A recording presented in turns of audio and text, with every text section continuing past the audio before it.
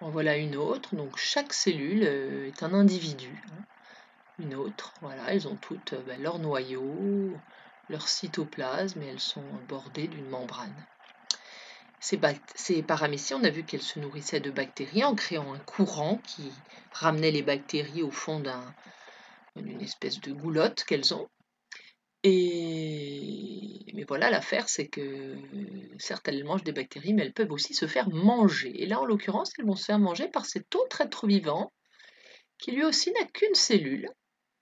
Et donc, vous allez voir qu'il a une forme qui peut changer. Donc, cet être vivant, c'est ce qu'on appelle une amibe.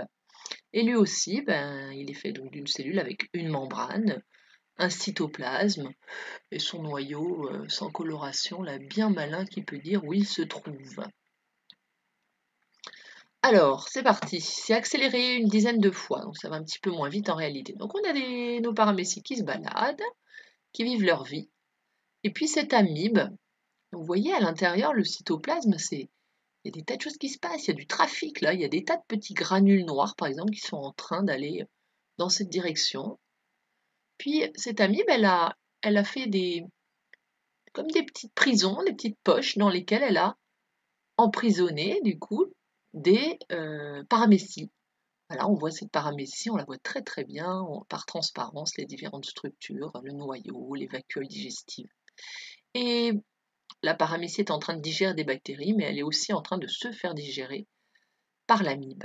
Et regardez l'amibe, on voit très bien sa membrane, là, la membrane de la cellule qui est en train de se déformer, voilà, et le cytoplasme qui il n'est pas granuleux au bout, là, il n'y a pas grand-chose dans le cytoplasme, d'autre que de l'eau et des ions, et puis au fur et à mesure que l'espèce de prison va se former autour de la paramécie, on a le cytoplasme là qui se constitue. Voilà, alors ça passe dessus, ça passe dessous, puis ça se ferme, et à la fin, la paramécie est complètement engloutie.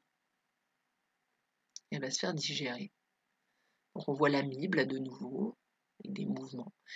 Voilà, donc cette amibe, c'est un autre être vivant unicellulaire. Donc vous avez des bactéries qui sont unicellulaires. Ah, il y en a un autre qui vient de passer, je ne sais pas ce que c'est ça, un petit truc qui bouge.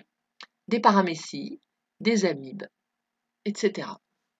Plein d'êtres vivants qui n'ont qu'une seule cellule.